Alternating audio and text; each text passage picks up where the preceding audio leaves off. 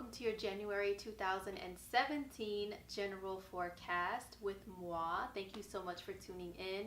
Big happy new year to everybody. It's 2017. When you add that all together, it's a number 1 year. So it's time to get some things started.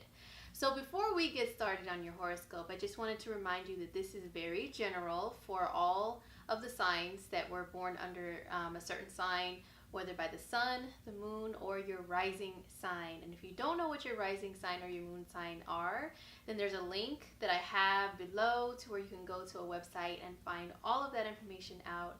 Especially if you have your birth time, then you can know what your rising sign is. But definitely check out your horoscope for all three every single month. The rising sign will be the most accurate, then the sun, then the moon. So check them out. And don't forget, if you would like a personal forecast that is just for you, boo-boo, under your birth time, your birth date, your place of birth, all that stuff, just exactly catered to you, go to my website, which is indigomoonastrology.com, and we can get a reading scheduled. All right, so now on to your general January forecast. Hey, what's up, Libra? So I'm back once again with my lovely board to show you guys what your horoscope and forecast is for January 2017. Happy New Year. So first, let's start out with where the sun is transiting. So the sun is in the sign of Capricorn this month. Wherever the sun travels, it's where certain areas of your life are highlighted and illuminated a lot more, and more things revolving around that area of life, and those themes are brought to your attention and brought to the surface. So for you guys, Capricorn is your fourth house, home and family, and really deep emotions as well, and comfort and nurturing. That's the fourth house. So that's what a focus could be for Libras since the end of December, when the sun initially moved into Capricorn. So a lot of you guys may kind of feel a little bit more like being closer to family. A lot of people do, of course, in general, because this was like the holiday season in a lot of countries, especially in America and the US. But so you guys can be focusing more on family, maybe spending time with family, being more concerned about family, maybe just being a homebody if you're not really a family person per se, just being a lot more, alone in your room and wanting to just be in your jammies all day, just chilling and watching Netflix. And it's kind of similar to the energy of Cancer. So if you have any Cancer friends, you may feel a lot more Cancer-y during this time, as I always say, like just kind of eating and chilling and not really doing much, and people try to drag you out to do stuff, and you're like, no, I just kind of feel like being at home. I want my mommy. I just, want to be with my family. So a lot of Libras can be going through that at this time, and the sun is here up until the 19th. Now, on the 7th, the sun will come in a conjunction with Pluto, and this can be a time where you feel really deeply sensitive about your family, like to the point of being kind of paranoid, like, oh my gosh, I don't want anything bad to happen to my family or to my mom, and you get like really protective over them. So this is around the 7th. I would just say be careful of being a little too overbearing, a little too like paranoid and scared and overprotective around that time. So on the 3rd of January, Venus, the planet of relationships and love and enjoying life through the 5 senses as a physical being, will move into the sign of Pisces. And for my Libras, this is your 6th house. The 6th house, it's your routines that you have, your habits that you have. It is your job duties, it's your work environment, and it's your health. So Venus is a very positive, beneficial energy, and she kind of brings more of a positive light to those areas for you. So I know some Libras, because Mars has been in Pisces, have been a little bit more sick more often, and Venus coming here can kind of, nurse that energy a little bit more and help you to be motivated to like clean up your act. But also on a negative side, it can do the reverse too. Like Venus in the 6th house, Venus rules like sweets and food, and you can be addicted because this house can be like, since it's routines, things that you do repetitively, and habits, you can get into the habit of consuming a lot more sweets and stuff like that. So that's something that I would be very mindful and careful of. But yes, a new beauty routine, a routine to help, better your skin, your health, anything like that can be established when Venus moves into the 6th house. Now, Venus will come into a conjunction with the South Node around the 7th of the month. So the South Node is like the past, okay? It's like, it looks like a magnet that's like pulling down. The direction is down towards the past. So, in this area for you guys, I don't see it really ruling relationships of the past, although as a collective, because Venus in general represents relationships and the South Node is the past, all of us can kind of experience something like that, something karmic, comes back to the surface, comes back up for you with relationships. But for you guys in particular, with this conjunction happening in your 6th house, this can mean you guys may be tempted to go back towards old habits that are maybe not that great for you. Like if you have, say for example, you're a Libra that went vegan or something, right? Or you let go of, oh, I'm not going to eat that much sugar. Well, when this conjunction happens around the 7th of January, you may be tempted to go back into bad habits of eating a lot of sugar or breads or carbs or meat or whatever it is, because Venus wants to enjoy like really rich foods and things that are very flavorful, taste so good. And unfortunately, that can sometimes be things that are bad for us. So you can be tempted to go back, Libra, just letting you know, just a fair warning. And also, Venus will come in a conjunction with Neptune in Pisces. This is around the 12th. Now, Venus is actually your ruling planet, Libra. And Neptune is a planet that, imagine Neptune is a fog machine, right? Any planet that comes in contact with Neptune directly is going to like put all this fog all over it and like have it be in a state of confusion, of delusion. Neptune is also dissolvement. So it can dissolve like your vitality and stuff like that if it comes in contact with your ruling planet. So around the 12th, my Libras, you may feel a little bit extra tired. You may have more sensitive health, especially because this is happening in your 6th house of health. I would say to really watch your health around that time. Although Venus is a very helpful, lovely energy. I mean, like I said, in general, this is your ruling planet with Neptune. He can kind of dissolve her and dissolve you, your feelings of feeling good and feeling energized and being in good health. And also, Neptune is escapism.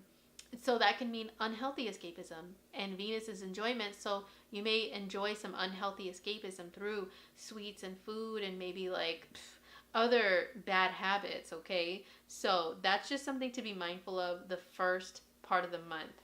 A lot of my Libras over the years, not every single Libra rising or Libra, but a lot of you could have had like issues come up here and there with your health because Chiron's been hanging out there for several years in your house of health. Now Venus can come along and help you to heal a little bit more, like a nurse, like from some old or some health issues that come up, or maybe some issues with like your self-image or something, taking better care of your body, of your skin, of your hair. This Venus and Chiron conjunction can possibly help you with that in order to move along with better health and feeling good and looking good as well. So that's around the end of the month that happens. Mercury has been retrograde in the sign of Capricorn. The whole month of December, pretty much, it was in Capricorn, and then it went retrograde. And it's still going to be retrograde in Capricorn the first part of January, actually for the first 4 days. Okay, and Capricorn, like I said, is your 4th house, home and family. Maybe a lot of memories coming up of family. Maybe you're reuniting with family, because a lot of people do that at the end of the year. And just going over some, some old times, some old memories, old pictures. Maybe, like I said, reuniting with them. It could be a really good time. You just really want to chill with your family and tell some, some stories and stuff. Talk about history and go over your family history, which is wonderful, beautiful. And then on the 4th, Mercury will retrograde back into Sagittarius, which is your 3rd house. This is the house of communication and the mind. It's actually the 3rd house and Mercury pretty much work hand in hand as being very similar to one another. So Mercury retrograde in your 3rd house. Ooh, let me tell you, I'm going through that because Capricorn is my 3rd house. And that can mean some miscommunications, if it's spoken communication, if it's written, typed text, email, whatever. So I would be very careful with communicating with people, whether like verbally or electronically, around, you know, the 4th through the 12th, okay? So actually the 4th through the 8th, okay? So it's only a couple days, very short time, but Mercury was in the same spot in Sagittarius at the end of November. So this could be you wrapping up some stuff. If anything happened around, you know, the end of November, and those issues may come back up again to be readdressed when Mercury goes backwards here. Then on the 8th, Mercury goes direct. Yes!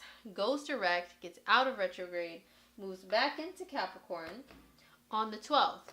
This time, moving forward, you can proceed with things that have to do with family. Some of my Libras might be thinking about moving, okay?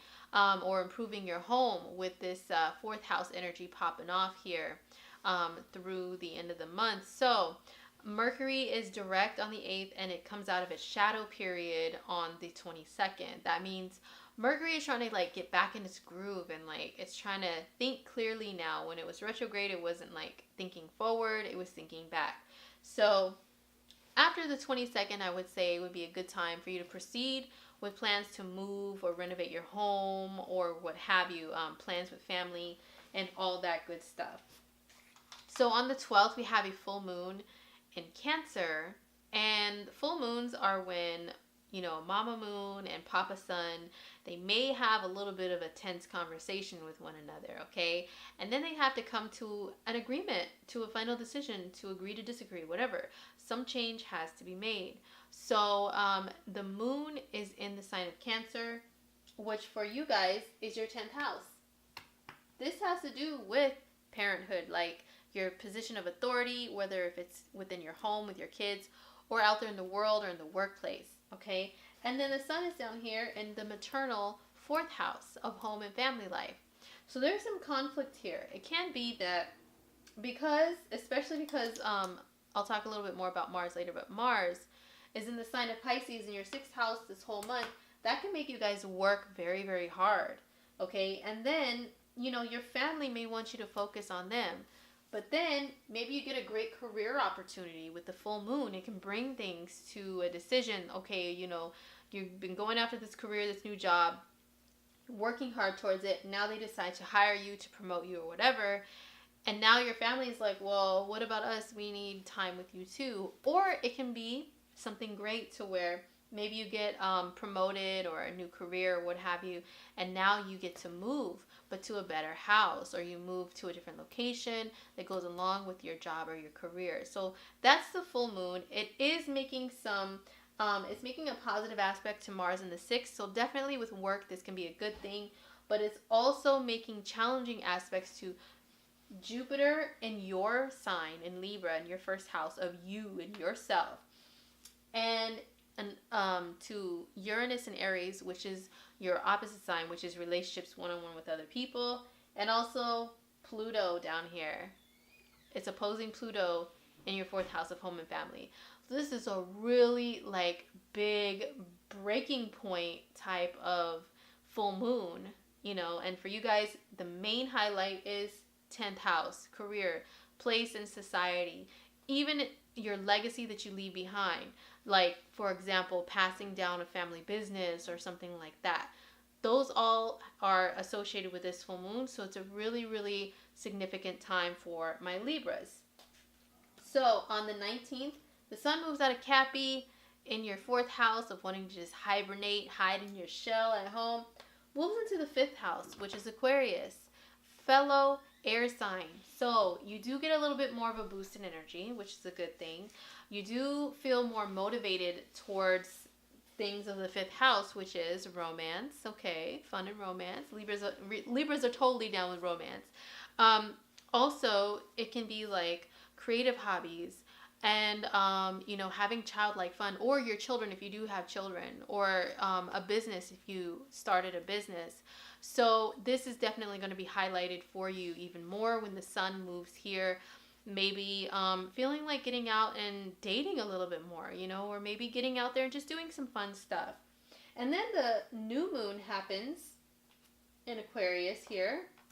That's when the sun and moon come together in the same sign and they birth something new for you. So Libras that are trying to start their own business, this could be the birth of one.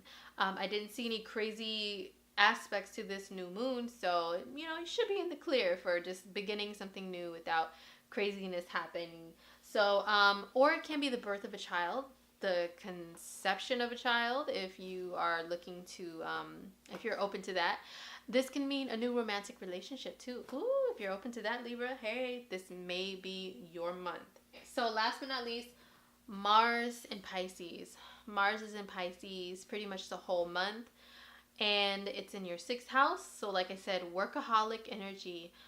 This can bring a little bit of conflict in the workplace as well, because Mars is an energy of aggression on a negative side, being impatient, being impulsive. So I would say, yeah, maybe being impulsive with bad habits too, bad diet habits. Be careful of those. But being very active, to like physically active to improve your health, great energy for that. Getting a lot of things accomplished within the work environment, great energy for that as well. So Mars is going to be in Pisces until the 28th, then moves to Aries, which is your 7th house of relationships, of serious long-term relationships. So couple things with that. More passion in your relationships. That's good stuff, right? More drive towards pursuing relationships if you don't have one already. Now, the negative side to this is Mars is conflict. It's named after the god of war. So you can be attracting more conflict to yourself or being more easily agitated by other people. So just be mindful of that. But yes, definitely more passionate towards, if you have a significant other, maybe you guys can do some active activities together, take that how you want it. Or it can be, just getting out there and being like super active in the dating world, okay? Especially because you have the sun here in your 5th house. You guys can be one of the really lucky and love signs this month when it comes to love. And I know Libras always love to hear good stuff about love. So that's it, Libras, for January. I hope you guys have a great month, and I hope your new year is great as well.